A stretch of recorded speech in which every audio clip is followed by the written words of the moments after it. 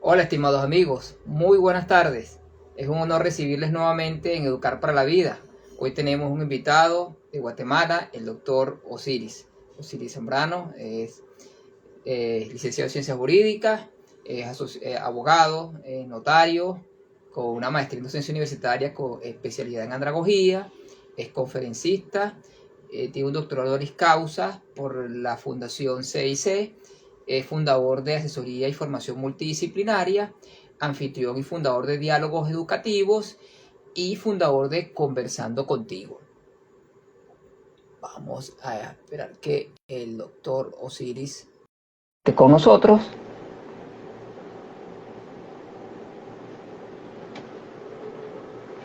Saludos, Laisa. Muy buenas tardes, doctor Osiris. Sea bienvenido a Educar para la Vida. Doctor, no le escucho, le vemos bien, pero no le escucho, doctor. Saludos, María.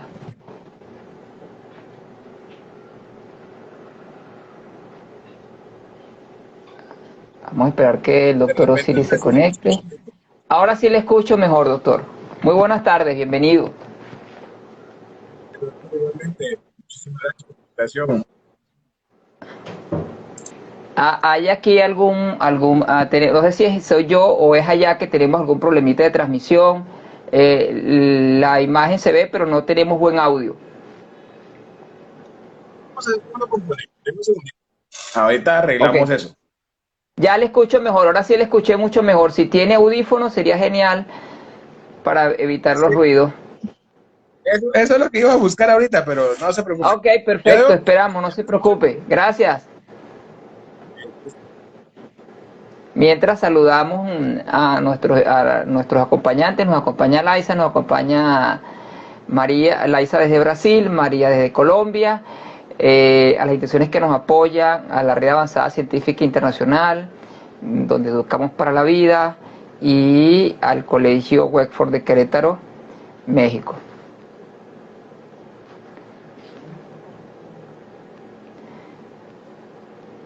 También nos acompaña Bravo Rosita, Rosita Bravo. Cualquier pregunta que quieran hacerle al doctor Osiris son bienvenidas para compartirlas con él. Hoy vamos a hablar de esa nueva realidad educativa y esos cambios radicales que se dieron en la pandemia. Es un tema bien interesante, pues hay mucha tela que cortar con respecto al futuro de la educación y al que tenemos que hacer. Gracias, Laisa. Espero tenerte pronto por acá. No importa que sea contraductor, Laisa, pero vas a estar por acá conversando con nosotros acerca de tus proyectos allá en Brasil.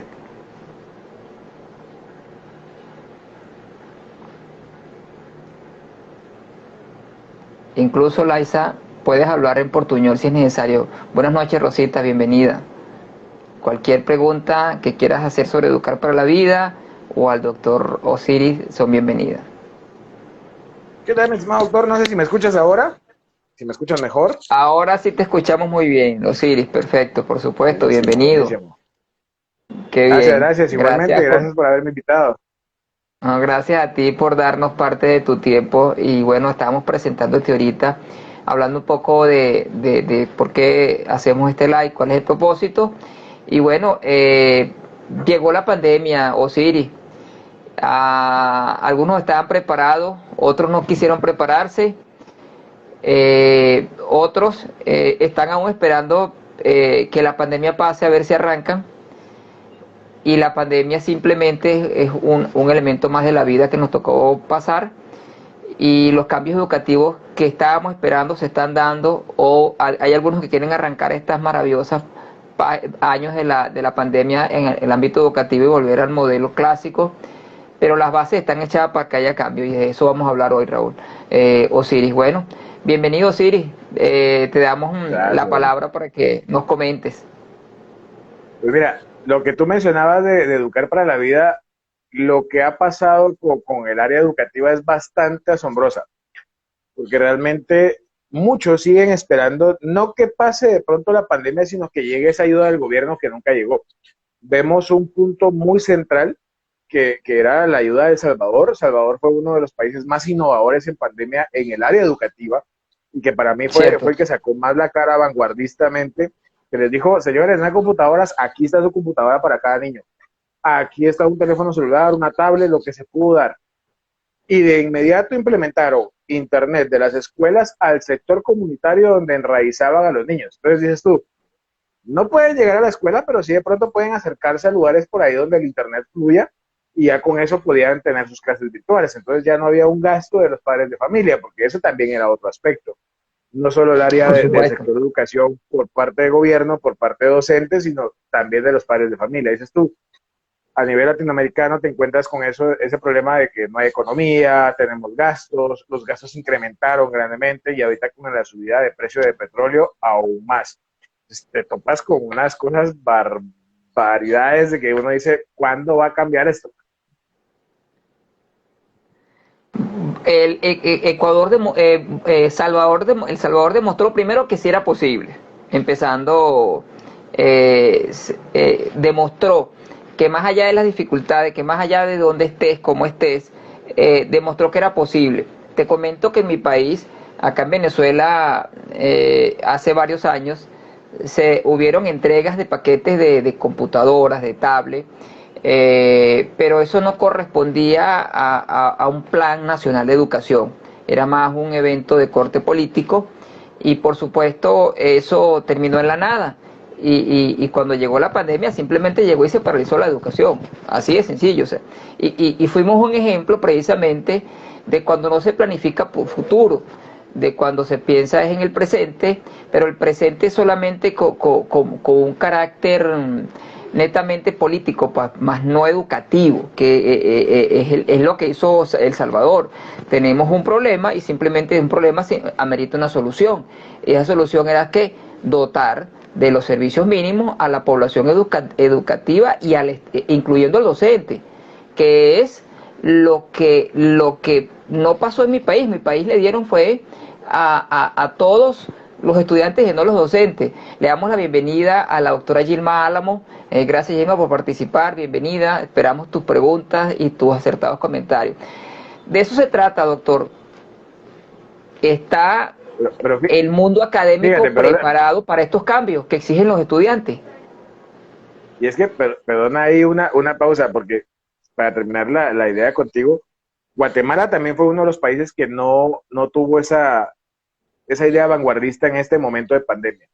Sin embargo, recordando unos años atrás o unos 3, 4 gobiernos más o menos atrás, recuerdo que a los docentes se les dotó de computadoras y de pronto no dotadas regaladas, pero sí dotadas a un costo mínimo con un pago en el banco y pues con ello tenían una computadora. ¿Qué pasó con esto? Curiosamente, muchos docentes sacaron la computadora, pero tenían mucha necesidad económica. Entonces dijeron, yo saco la computadora, igual la estoy pagando yo, igual es mía, voy, la vendo o la revendo y ya saco una plática ahí para subsistir. Entonces, dices tú, no solo entra al lado del docente de pronto decir, me voy a capacitar, sino que también cuál es su necesidad. Y eso también no lo hemos visto. Fíjate, el sector educativo para educar para la vida realmente tendríamos que innovar primero en los salarios de los docentes. Los peor pagados, te puedo decir que son los docentes. Y es el sector que más se mira en ese aspecto de decir, es que son docentes y tienen que enseñar porque es su vocación. Pero por vocación no comes, por vocación no te sostienes en esta vida. Tienes que tener un ingreso que te permita de pronto decir, bueno, sí, yo tengo vocación de enseñar, puedo prepararme, puedo darte con todo mi amor, mi aprecio, cariño, lo que yo sé, pero en su momento también tengo que comer, mi familia tiene que comer, tengo que cobrar lo justo para subsistir. Y esa parte se queda también en el hecho de que muchos docentes no están inspirados o de pronto no se les da ese incentivo económico para que ellos puedan participar en esos encuentros.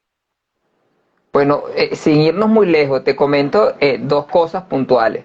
En mi país, los sueldos, por supuesto, son espuros y a nivel de docencia, menos aún.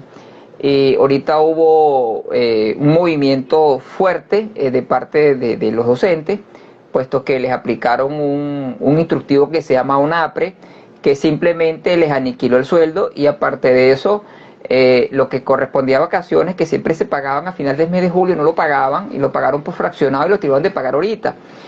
Los docentes hacen una demanda ante el Tribunal Supremo de Justicia y ayer salió la sentencia y la sentencia dice que el instructivo NAPRE no existe, existiendo una oficina NAPRE, existiendo un instructivo.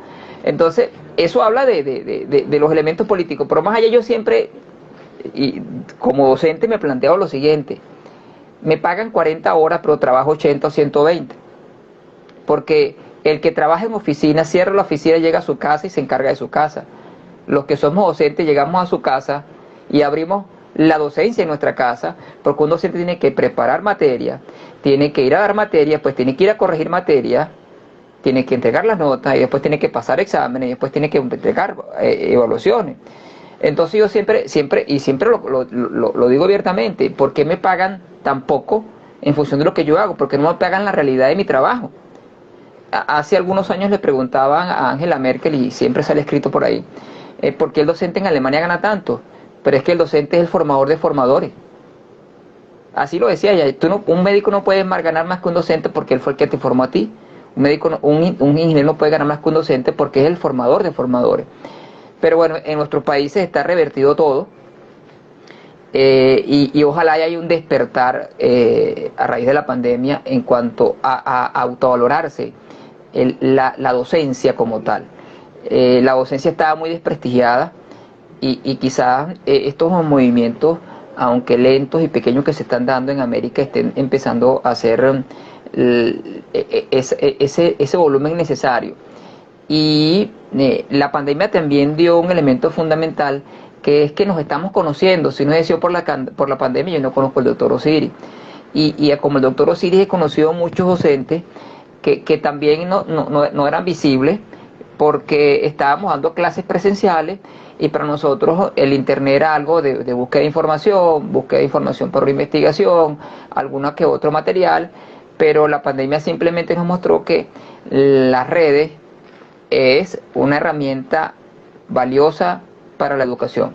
La hibridación llegó para quedarse, los modelos en línea llegaron para quedarse, el móvil learning quedó para quedarse. La propuesta de Juan Domingo Farnós cada día cobra más valor, él y muchos más que tienen muchísimos años hablando de esto, cada día son tomados más en cuenta. Pero también tenemos que tener claro, aquí, y siempre lo planteo: para que esto se dé tiene que haber un pacto social. O sea, si un pacto social, estas propuestas no van a llegar a cabo. ¿Por qué? Porque tenemos que estar claros que la educación tiene un carácter para la clase política y la clase económica que está manejando el país, un carácter de control. Entonces, son muchos factores que están en juego, pero se puede hacer más de lo que sea antes. Eso es muy cierto. Eso es muy cierto. Y sobre todo a nivel superior, donde ya no hay tanta dependencia de la educación de tu país, tú puedes estudiar en otros países, aunque aquí también aparece otro tema muy importante, que es el tema de la convalidación de títulos, los convenios de Andrés Bello, la UNESCO, la IESELAC, que se firman tratados a cada rato, pero que los países simplemente se olvidan de ellos y no los cumplen a nivel legislativo. Y más aún, a nivel, tristemente, las que más ponen trabas son las instituciones de educación superior. Es triste cuando, sobre todo países como mi país, donde hay más de 3 millones de personas a nivel superior que salieron del país, que fueron a otros países pudiendo dar energía profesional, formación académica, y muchos están laborando, limpiando pisos, porque los requisitos para convalidar títulos son casi, pues son súper complejos, con un propósito definido, simplemente no convalidarlo, y entonces aparecen también los famosos colegios, que no son que otra cosa que el resguardo de personas que tienen 30 años manejando un colegio, pero a la hora que un colegiado lo necesita simplemente no lo apoya. Entonces los colegios también aparecen negándole a esa gente. Esto va a cambiar, pero no a corto plazo. ¿Cuáles son las perspectivas que vio Osiris para esto? Mira, yo me atrevería a que sí va a cambiar a corto plazo, pero no va a depender de los colegios. No va a depender de un sector que es el contratante. Va a depender más del sector que no es contratado. porque ahorita que no innove, el que no quiera dar docencia es porque no quiere ganar. Ahorita tienes un mundo de oportunidades. Mira solo el espacio que estamos haciendo. Ya lo hicimos por Zoom, lo hicimos por transmisión en YouTube, lo hicimos por transmisión en Facebook y hoy lo estamos haciendo por Instagram. En su momento también se puede hacer por TikTok. Entonces, Sí, sí, no es que hay no que hayan hacer la prueba. oportunidades. Y es que no es que no hayan oportunidades. Hoy por hoy, tú tienes que crear esa oportunidad. Le estás pidiendo al estudiante crearle competencias al estudiante, le estás generando competencias a ese estudiante, lo estás preparando para un futuro, para una vida, pero tú cómo estás y tú en qué momento de decisión estás. Yo me tiro por ahí. ¿Por qué? Porque yo le decía a un amigo que es docente y le dije, bueno, ¿qué estás ganando? Y me dice, pues plata y nada más. Y hasta ahí me quedé. Y lo que gano en el colegio, pues me sirve para subsistir y nada más. Entonces le digo, ¿no te interesa de pronto venir conmigo a dar una conferencia? Porque sé que es muy hábil en algunas materias. Y me dice, hermano, perdóname, pero no. No me interesa. O sea, yo no quiero, no estoy preparado para salir en una cámara. Estoy preparado para estar en una clase. No Y me le digo, saque de la hermano, zona pero de perdóname, confort. es lo mismo y es lo mismo. Lo que haces en clase lo puedes hacer justamente acá. Si hoy por hoy te dijera, bueno, agarro un pizarrón y te puedo explicar una gráfica o alguna situación que viéramos, es exactamente lo mismo. La única diferencia es que va a ser grabado, va a ser transmitido para un montón de personas que dicen, este tema me interesa y voy a ingresar y voy a ver qué dice y voy a ver qué tan cierto es lo que dicen y muchas cosas más que pueden pasar. Pero la idea es quitarte ese miedo y enfocarte en darle ese avance. Y lo que veía por acá un comentario que dice la subvaloración de sueldos, que también es muy cierto. Mira, en su momento las empresas se te estaban pagando muy bien y las empresas empezaron a pagar menos porque también empezaron a ver que había poca preparación de las personas que se ponían ante una cámara. Yo antes de ponerme en una cámara tuve que iniciar un curso de speaker que me enseñara cómo era plantarme ante una cámara, ponerme bien mi traje, ponerme bien la corbata, la camisa, decir, me voy a peinar de esta forma porque tenía otro peinado, tenía el peinado hacia atrás y de pronto me hacían peinado hacia adelante, pero como que me dijeron, oye, pues no va con la personalidad y no va con lo que estás haciendo. Entonces empecé a tomar los consejos y ya me empezaron a enseñar, bueno, tienes que hacer esto y lo otro. Ya las plataformas las empecé a aprender por mí mismo. Entonces dije, bueno, quiero hacer esto, me gusta esto y vamos a aprenderlo porque tarde o temprano me va a tocar hacer. Y empecé a aprenderlo, aprendí a usar OBS, Menicam, ahorita en el metaverso que estoy innovando un poco con Engage, en otras plataformas, me estoy tirando con Oculus, voy a ver algunas otras aplicaciones. Me gusta estar jugueteando por ahí en las redes, me gusta estar jugueteando mucho en internet. Entonces, eso también me ha ido sirviendo para prepararme. Entonces, le digo al estudiante, no vas a crear competencias del todo completas, porque es casi imposible que vas a agarrar todas. Es mucho contenido lo que hay como para decir tienes todas. Pero enfócate en las centrales que tú quieres. Hacia dónde va tu camino, dónde quieres estar. Y con esas competencias, vete a buscar lo que necesitas de información. Basado en eso, vas a tener la competencia más rápido, vas a tener su aplicación más rápido. Por lo tanto, quien saque ventaja de eso, va a tener mejor economía. Y mira que lo están diciendo ya el doctor Antonio Delgado y lo está diciendo ya el doctor Juan Domingo Farnoso, que tú lo mencionabas, en la disrupción educativa, en el metaverso disruptivo, porque ya no se habla de un metaverso únicamente, sino se habla de un metaverso disruptivo que vaya a cambiar el enfoque educacional, que vaya a cambiar la idea educativa y que vaya a cambiar la forma de participar educativa. Problema grande que nos pasó en pandemia es el estudiante no enciende su cámara o el estudiante está durmiendo. Hay un video muy chistoso en TikTok que si tú lo buscas, aparece que la docente está dando clase y el chico se va a acostar a la cama y deja la cámara encendida. Sí, sí, es muy Entonces, famoso, muy famoso. desde ese punto dices tú, bueno, y entonces en qué estamos los chicos, y en qué estamos los docentes, y en qué estamos todo el mundo, porque también a nosotros nos ha pasado. Nos dicen, hay que entrar a una sesión a las 7 de la mañana y tú así de, no, hombre, es que qué hueva. ¿Por qué me tengo que levantar tan temprano si ya me estaba acostumbrando a levantarme a las 10 de la mañana a dar mi clase, 3 horitas y se acabó el amor? Ahora tengo que levantarme a las 7 de la mañana, a dar mi clase, estar ahí, estar preparándome más, pero esa preparación que llevas en contenido previo a estar en un punto, no te lo están subestimando. Y no lo están estimando en plata, pero sí te lo están estimando en calidad. Yo tuve la oportunidad de ver muchos ponentes y muchos no fueron aceptados en su momento, porque le decía, mira, ¿sabes que te doy un curso? de lo que yo ya aprendí, no soy todólogo, pero lo que yo aprendí con gusto te lo comparto. Y ya cuando estés enfocado en lo que estás haciendo, con gusto ya te tomo en cuenta y entramos a la ponencia. Porque no solo es decir, bueno, yo tengo el conocimiento y lo voy a dar tal cual. No es también saber cómo enfocar ese conocimiento, saber cómo llevarlo, cómo tener esta charla, esta conversación.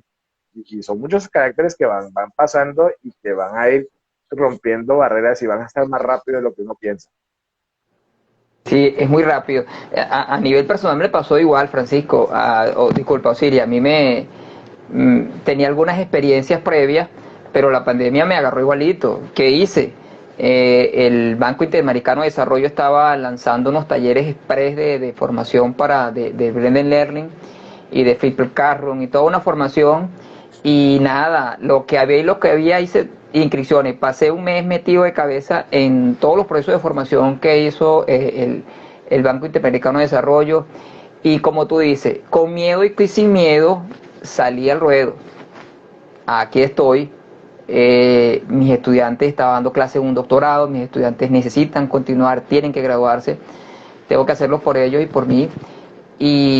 Y nada, con errores, con aprendizaje sobre la marcha, igual que tú, nada sabía ni cómo levantarse, cómo pararse frente a una cámara. O sea, son tantas cosas que tuvimos que aprender en tan rápido, en tan corto tiempo, que simplemente no dio tiempo de dar marcha atrás. Lo estás haciendo, tienes que hacerlo, tienes que perfeccionarte, tienes que seguir adelante, por dos razones. Una, la educación se merece un cambio. Eh, Hay unos que estamos dispuestos a generar ese cambio y otros que están esperando que ocurra. Pero tenemos que embarcarnos en ese barco que es lo que vamos a generar el cambio. Y siempre, y celebro que tú también lo hagas, tenemos que democratizar la comunicación educativa, tenemos que democratizar la educación. La educación ha estado secuestrada y eso primero que hay que decirlo y hay que aceptarlo. La sociedad permitió que la educación secuestrara, primero secuestrara a sus hijos y secuestrara un elemento fundamental de la sociedad, que es lo que genera la educación, que es un ciudadano. Tanto así que nos llaman hasta producto, el producto educativo. O sea, nos han cercenado tanto, nos han convertido tanto en algo tan espuro como un producto, que nos llaman así, es el producto educativo. No hay interés ni siquiera en formar ciudadanos. Lo más que forman son profesionales. Pero es que tú no eres solo profesional, tú vas a tener eso es un rol de tu vida. Y atreverse no es sencillo, porque lo primero que te expone es a la crítica, y tú lo dejas hervido en muchas ocasiones. Atreverte a decir esto, en las primeras veces que lo dice, suena muy difícil, y más cuando existen esos dioses de la educación que son de piedra, inmortales, que la palabra que se dice, que ellos dicen es ley. Entonces aparecen personas como Osiris, como Miguel y como muchos más que están entendiendo qué es lo que tenemos que hacer. Eso tenemos que andar y simplemente utilizar los espacios que tenemos y que podamos, para que la gente nos escuche, la gente se acerque a que hay otra forma. ¿Por qué? Porque no es por Osiris o por Miguel, es que los estudiantes del siglo XXI se merecen ese cambio, porque es que le dejamos un mundo muy maltratado.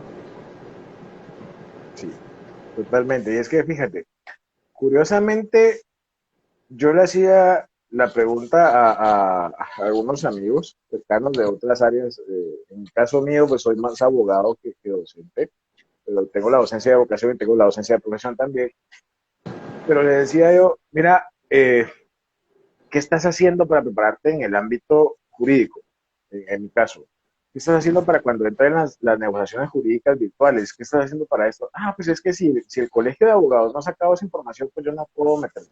O lo desconozco porque no he ingresado a las conferencias que hay a nivel internacional y educativas. Entonces, pasa lo mismo con la educación, porque haces el análisis y dices tú, ¿cuántos docentes han entrado a los cursos gratuitos? Fíjate, ni siquiera son pagos. No te dan certificado, pero son gratuitos para aprendizar. A los Hay cursos gratuitos miles de de MOOC, Microsoft que miles, tienes miles de MOOC. imagínate, a los cursos gratuitos de Microsoft que ya te llegan a tu computador porque Microsoft trabaja con computadores y casi la mayoría de profesores tienen un computador. Porque sea de última generación, primera generación, no importa, pero tienen un computador o tienen correo de Hotmail. y puede ingresar a la página de Microsoft y ahí ver los catálogos de cursos, pero muy poca gente ha buscado ese catálogo y muy poca gente busca ver información que sea actualizada o que de pronto se renueva. Pone con el doctor Flavio, la propuesta es no solo llevar a andrología como ciencia de conocimiento, sino que hicimos algo más agradable para mí, porque no era lo que buscábamos con diálogos educativos, que fuera una ponencia, igual que los jueves que hemos tenido de conferencias gratuitas, no es una ponencia la que buscamos en sí, sino más buscamos una idea de charla. La idea de charla, ¿por qué? Porque cuando se vuelve ponencia, dices tú, qué aburrido. O sea, voy a ver diapositivas, voy a ver al docente leer diapositivas y oiga, mano, perdóneme, pero usted me aburre los 5 o 10 minutos, yo me duermo. A diferencia de que venga el docente y te diga, mira, ¿tú qué piensas de tal cosa? Y ya estás utilizando el razonamiento crítico, porque ya lo traemos por el sistema educativo que hemos recibido.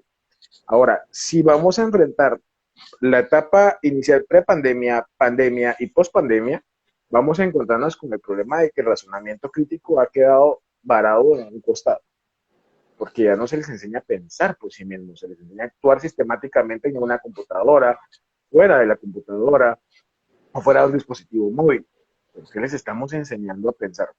Date cuenta cuántos niños, cuántos adolescentes pasan en un dispositivo móvil viendo el TikTok, viendo Facebook, chateando, conversando, pero un razonamiento crítico centrado como la parte filosófica que te mencionaba cuando tú estuviste con nosotros en la ponencia, ese pensamiento crítico se ha dejado por un lado.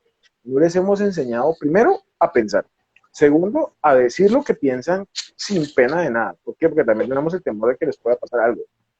Pero quitándose ese miedo, van a empezar a no solo a pensar y a decirlo, sino también a actuarlo. Porque entonces les vas a enseñar a decir, bueno, yo tengo un criterio y el criterio que yo tengo lo respeto.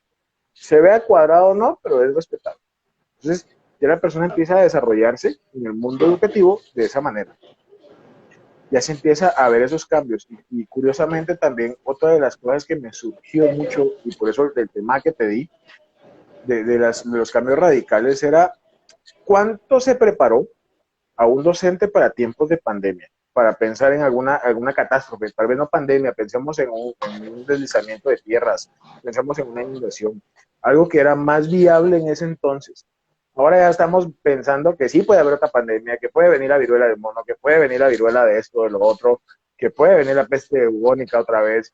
Ya estás pensando otra vez en pandemia, pero estás dejando de lado lo natural. Y vienes y dices tú, ¿cuántos los prepararon?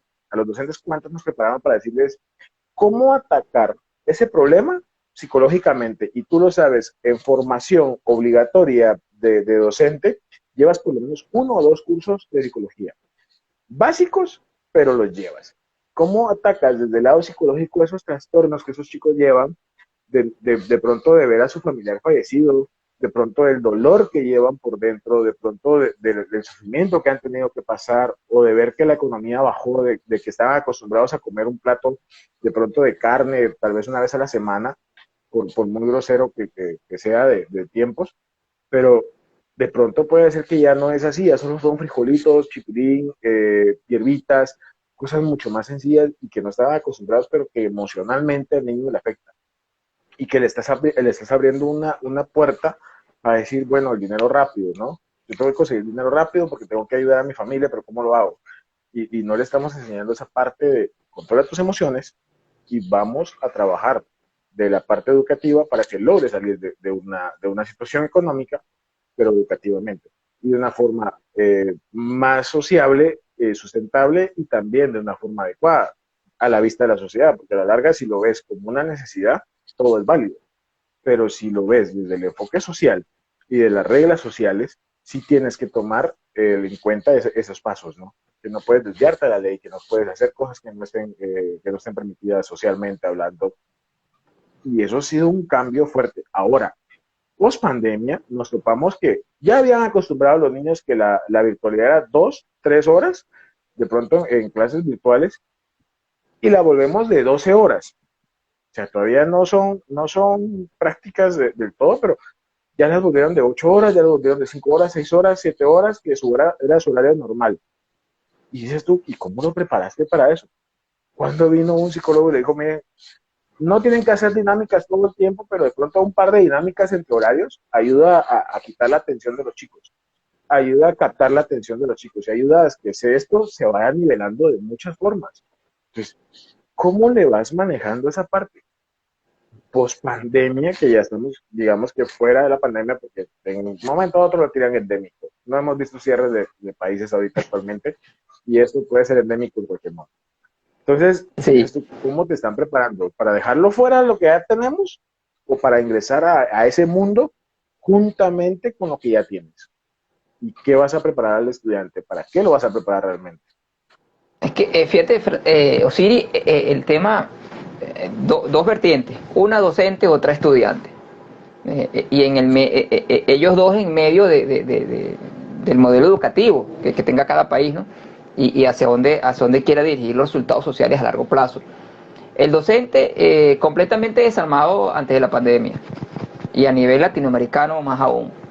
Eh, y las instituciones paralizadas, el docente paralizado, el estudiante con un mediano conocimiento de algunas técnicas, de algunos elementos digitales, pero sí con el desconocimiento, porque ¿qué pasaba? Decían, el estudiante sabe de las TIC y el docente no.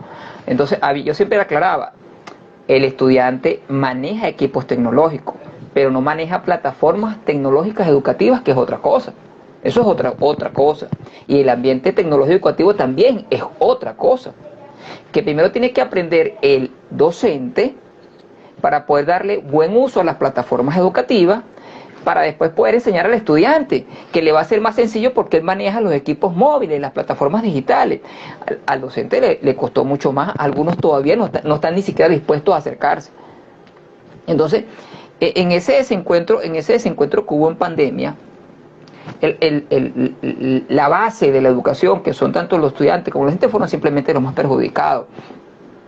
Hay muchos docentes que hoy por hoy siguen rechazando y siguen opinando que fue un desastre, que ya hay unas investigaciones que dicen que los estudiantes hubo desmejoras en los procesos de enseñanza-aprendizaje. Yo diría que hay dos bandos, porque hay dos poderes, pues. Simplemente hay un poder que quiere mantenerse y un poder que quiere asumir los roles. El cambio de paradigma se está dando. Quieran o no, vienen los cambios porque los jóvenes así lo están exigiendo y la demanda la demanda laboral también lo está exigiendo. Entonces las universidades, simplemente hablando de las universidades, pero en términos generales del sistema educativo, no les va a quedar opción que montarse en la ola. Sabemos que no va a ser sencillo. Sabemos que hay esa rueda cuadrada de la educación va a tener que irse perfilando para convertirse en redonda y llevarle el paso al estudiante. Pero es algo que tenemos que impulsar. Y yo siempre me planteo que hay una parte de esa ecuación que dejamos atrás, que es los padres.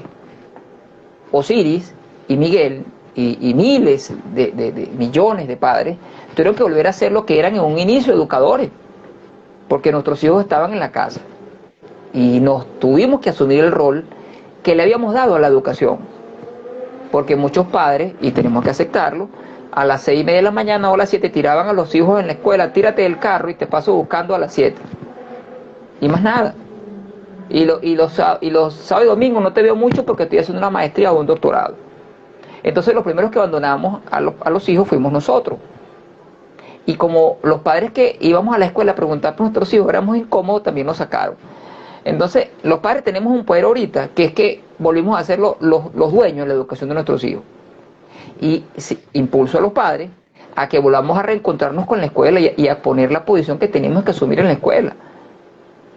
El movimiento es muy grande, Osiris, es muy, muy grande a estos niveles, pero a nivel superior la cosa es difícil. ¿Por qué? Porque están los dinosaurios que no quieren dar pasos atrás.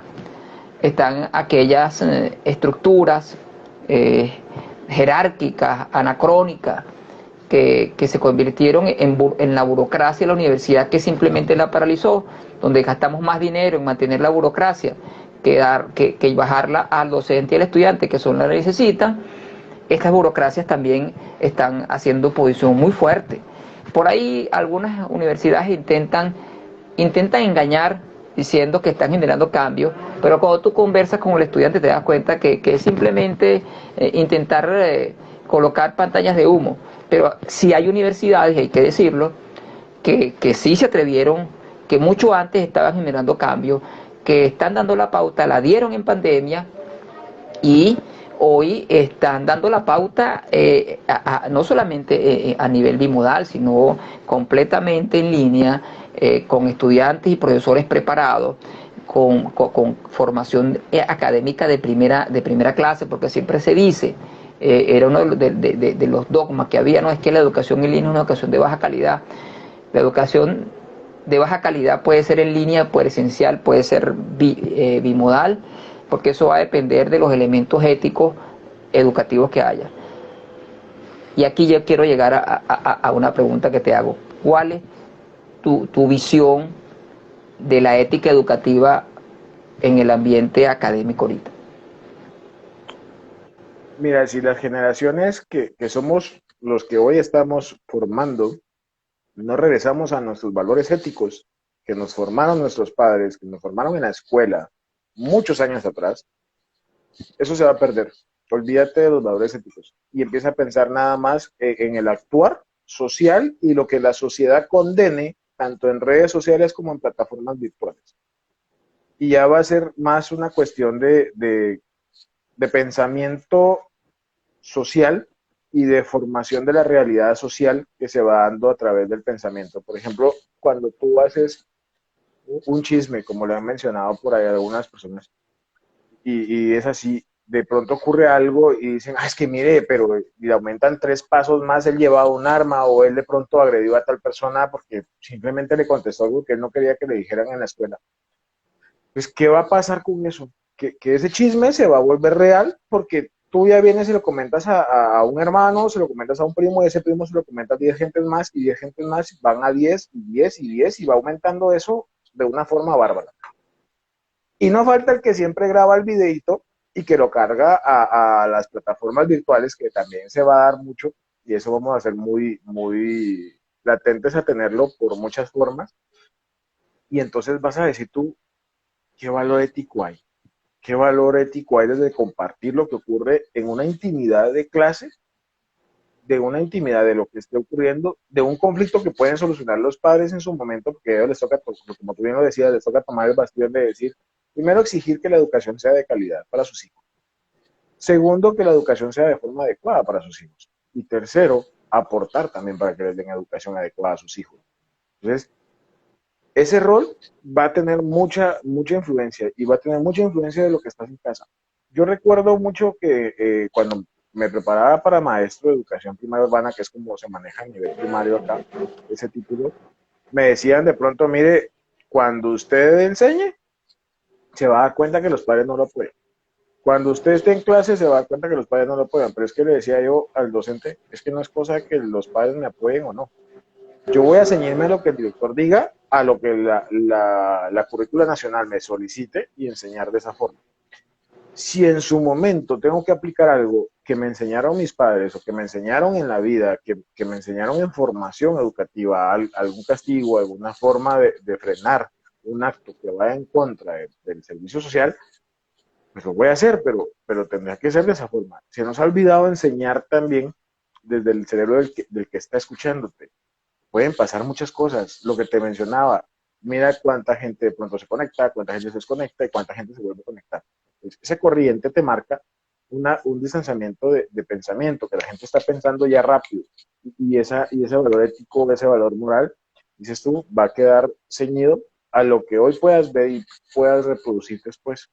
No va a importar tanto cómo lo digas, qué forma lo digas. Yo he tenido docentes que de pronto te llegan hablando vulgaridades, y para muchos han sido los mejores docentes. Para mí, en la formación ética que yo recibí, te digo, para mí soy el docente, porque un docente no puede llegar a hablar vulgaridades en clase, tiene que mantener una postura, tal vez no de jerarquía profesor-estudiante, porque también le tiene que dar la mano amiga, ese amigo que puedas tener tú en el establecimiento, y descargar tus penas, descargar esos problemas que llevas de casa, que te mencionaba, pero sí tiene que tener un nivel de también no faltar el respeto, porque desde ahí está faltando el respeto al estudiante. Entonces, está faltando el respeto a su profesión, a lo que hace, a lo que busca, y yo pienso que por ahí va a ir la corriente. Si no empezamos a enseñar los que estamos hoy en día enseñando, los valores éticos que traíamos de casa, los valores morales que ya teníamos, los valores sociales que teníamos, esto se va a ir descontrolando, como dice por ahí, el videito se va a descontrolar y se va a descontrolar cañón. Entonces yo pienso que por ahí deberíamos de empezar ya a promover valores. Yo soy muy amante de una serie que se llama Merlí, es una serie que enseña filosofía, y esa serie, aparte de la filosofía, también enseña valores, enseña comportamientos. Ves lo que no debe hacer un docente de pronto, pero también ves que en su momento tiene una funcionalidad, porque te habla de una zona europea y dices tú, Europa está en lo más alto del top educativo, y no es que sea el top educativo en Europa, sino que de pronto hay escalones como los hay en Latinoamérica. Hay escuelas o hay colegios o hay universidades que están en lo mejor porque invierten en esa parte, capacitar a su personal, capacitar el área educativa, capacitar ese espacio para el estudiante. Y en otro sector, pues no hacen nada. Entonces, vas a tener ese mismo movimiento, pero el docente va a ser el eje central ahí. Y esa es lo que pretende esa serie, mostrar que el docente, a través de la filosofía, les enseña a pensar, les enseña valores, convierte al peor estudiante en el mejor, convertir a ese peor estudiante, porque nunca falta el docente que diga, es que los de atrás son los peores. Pero no es que sean los peores, es que nunca les has dado la oportunidad de que saquen ese talento que ya llevan. Déjalos que exploren, déjalos que saquen lo que ellos ya llevan, porque ellos tienen una forma de aprender diferente de pronto, y por eso se juntan con quien puedan platicar.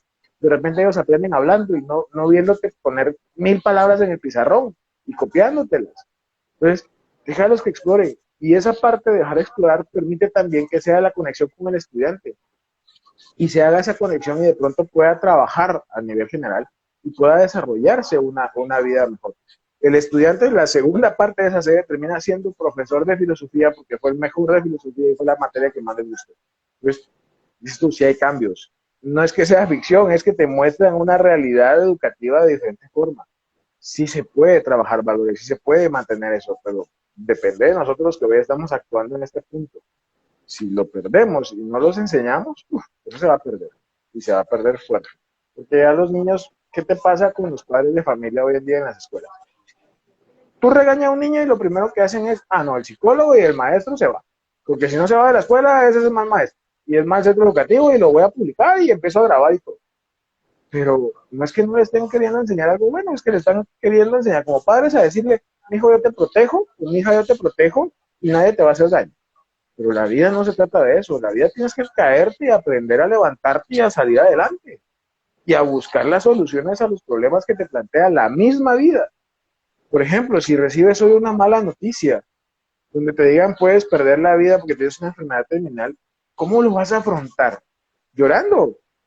Vas a afrontar quedándote atrás y diciendo, no, mi mundo se acabó, yo ya no salgo de aquí, ya no salgo de casa.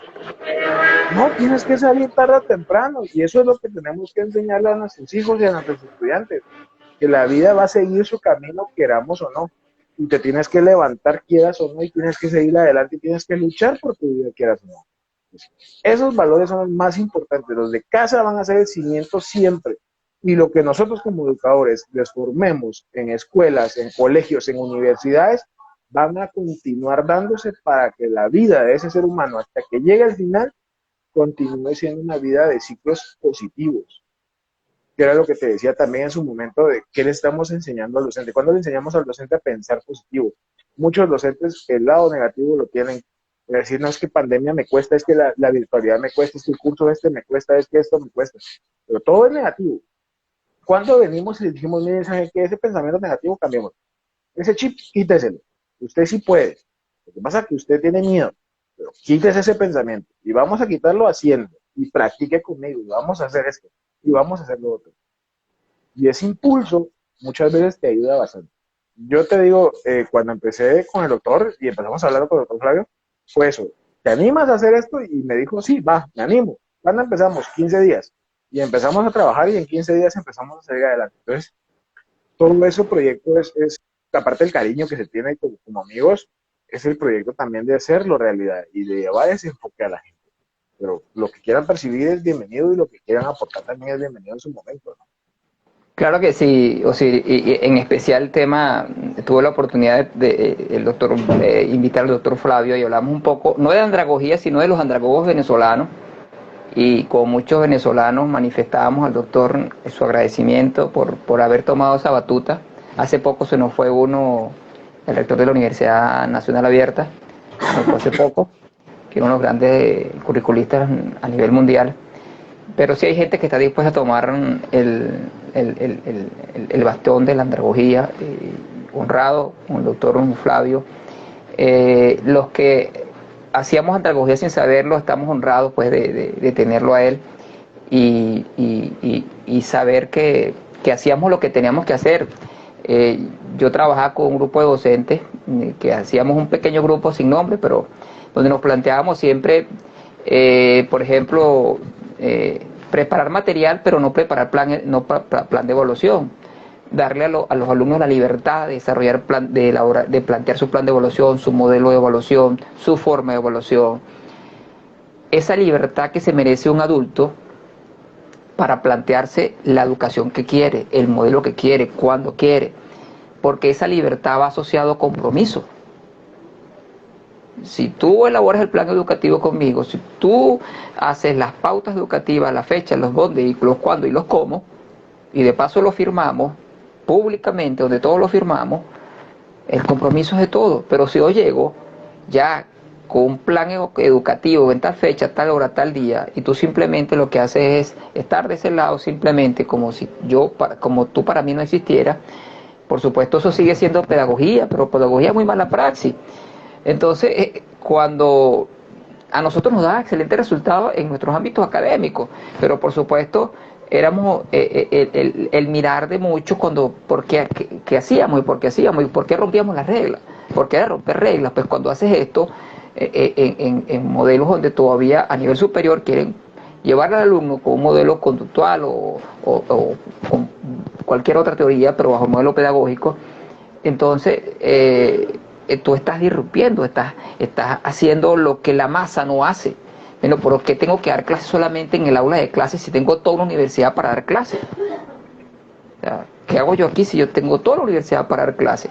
O sea, ¿por qué tengo que dar clases sentado si los alentes les gusta estar corriendo, practicando y brincando a un joven que tiene 18, 20 años, 21 años?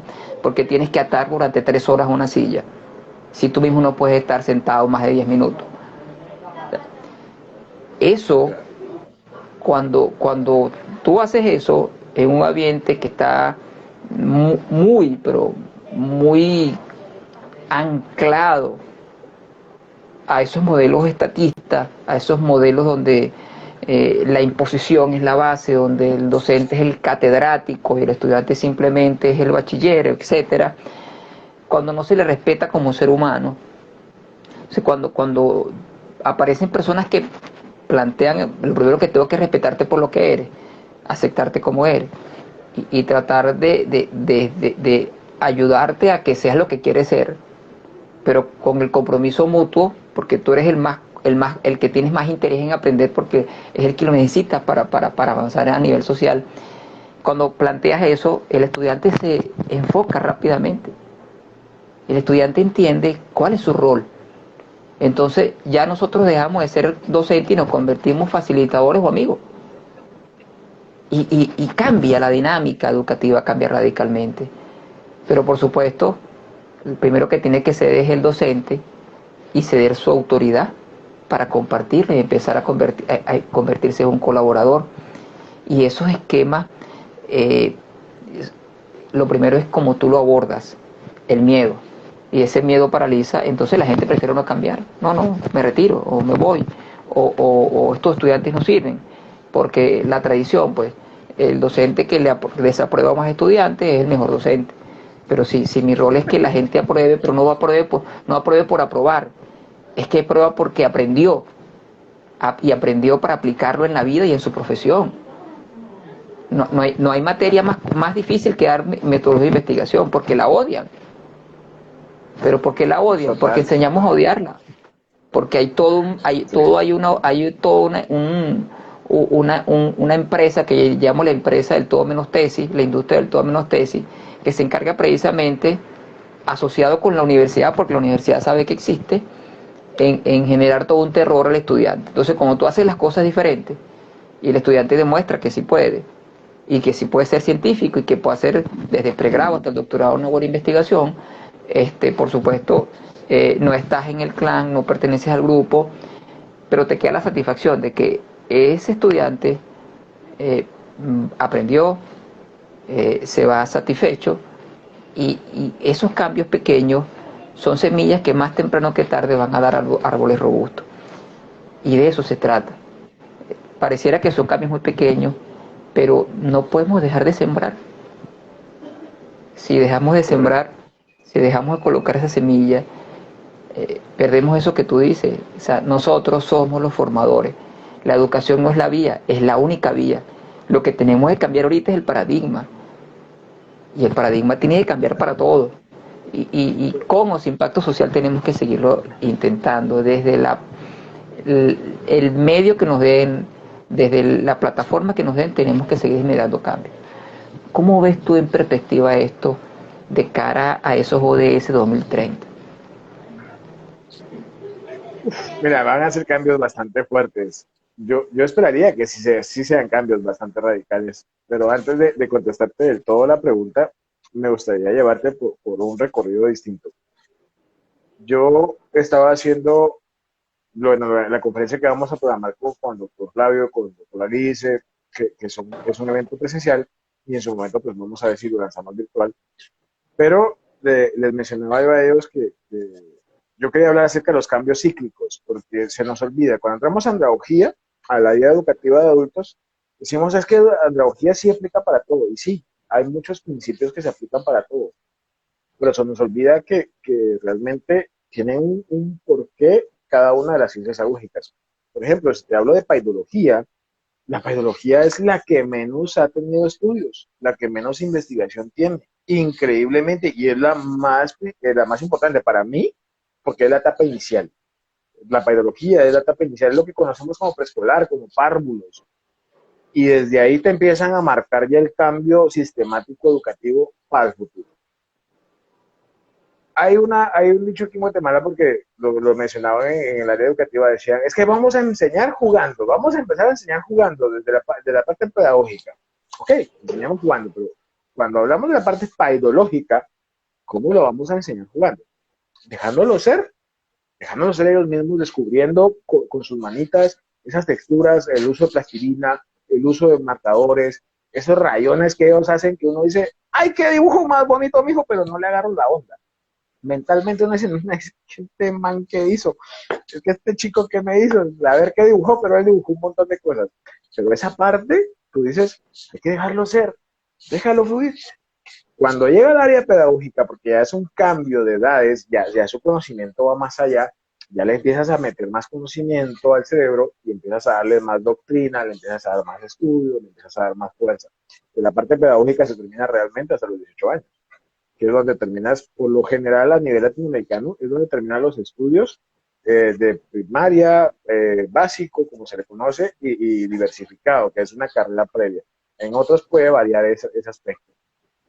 Pero cuando ya entras al área, realmente debería ser pedagogía hasta los 7, 10 años, o 12 a 11 años, y pedagogía de los 11 a los 14, 18 años. ¿Por qué? Porque el cambio no solo va entendiéndose del conocimiento, del cambio del cerebro, del cambio de la perspectiva de vida, del cambio de lo que va a ser la vida, sino también del cambio biológico que tiene la persona. Se nos olvida esa parte, se nos olvida que el ser humano cambie biológicamente y solo queremos que cambie mentalmente. Entonces, cuando empezamos a entender que el cambio no solo es mental, sino también biológico y van de la mano, empezamos a enseñarles diferente. Y empezamos a enseñarles no solo lo que van a hacer, sino lo que van a necesitar. Tabú que sigue siendo aún en el área de educación, el uso del preservativo. Noticia polémica, una maestra que enseñó hace poco cómo usar un preservativo. Polémica. Pero vamos, hombre, estamos en la era digital. ¿Cuántos niños no creen ustedes que han visto pornografía sin saber qué es pornografía? ¿Cuántas series no te muestran de la diversidad sexual sin decirte que es diversidad sexual? Sin explicarte esa área, sin explicarte que la diversidad sexual se da sobre el cambio social, sobre la idea social, porque en sí el género o el sexo se queda bien definido como hombre y mujer. El género es la creación social, lo que la sociedad piensa y cree que es. ¿Qué te puedo La decir? Yo me considero hombre autopercepción, hoy, mañana, la sí, mañana puedo autopercepción. decirte, oh, soy mujer y me hago pechos y ya, no, ya cambié, soy otro. Y me llamas Ya ella. cambias hasta mi nombre. Correcto. Esa parte también del lenguaje, cómo lo involucras, cómo lo vas engrosando, cómo lo vas rebusteciendo, sin tener realmente una plataforma fáctica de conocimiento, de investigación, si es viable o no, si es aplicable o no. Entonces, ya en esa parte pedagógica es donde hay que introducir ese conocimiento. Cuando ya entras a la universidad, vámonos a la parte andragógica, y la Llevarlo al andragógica se mundo de divide en la dos. problematización. Correcto. Y cuando estamos ya en la andragogía, ya tenemos dos corrientes, la andragogía de una edad y la gerontología. Entonces dices tú, bueno, ya va creciendo el cerebro, va creciendo las capacidades, van creciendo las experiencias también en todos los ámbitos, porque ya el chico ya tuvo que trabajar de pronto, se metió a un trabajo de medio tiempo para aplicarse, para poder estudiar y para poder pagar sus estudios. Ya tiene conocimiento de experiencia laboral, ya tiene conocimiento de experiencia educativa. Va creciendo también conmigo.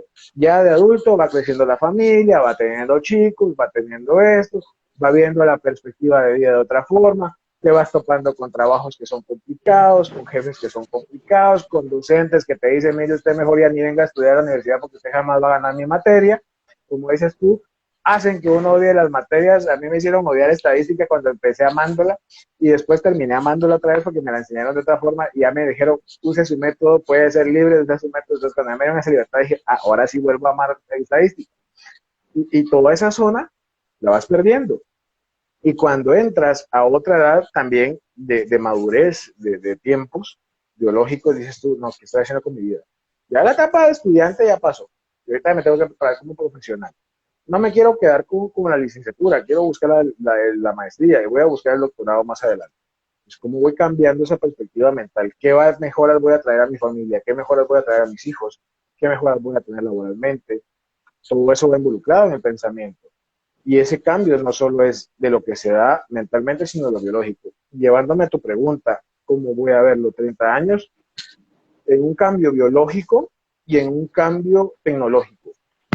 Yo apostaría mucho que las escuelas incluso no sea solo aplicable para cuando no estás en escuela presencial, sino que lo enseñen presencialmente. Te decía, yo estoy innovando el metaverso y es un mundo fantástico, es un mundo de fantasía, pero no ves algo diferente, no ves nada de lo que no has visto acá de pronto, pero la sensación que te da de desubicarte mentalmente del área que te rodea, te hace desubicarte de los problemas que también te rodean. Y si lo empiezas a aplicar en la educación presencial, ¿cuántos niños podríamos o cuántos adultos podríamos cambiar la perspectiva de educación universitaria?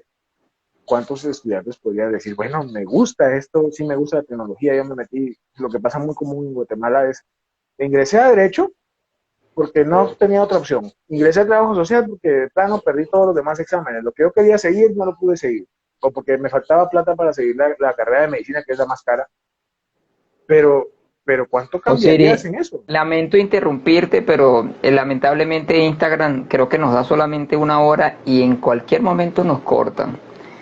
Pero Ah, no de te preocupes, antemano doctor. y en nombre de todas las personas que siguen y que después este video afortunadamente es visto por bastantes personas en el ámbito, quiero darte las gracias. Creo que no va a ser la primera vez que vamos a conversar, hay mucha tela que cortar en estas conversaciones y de estos temas seguro de lo que planteamos hoy se pueden derivar bastantes temas muy específicos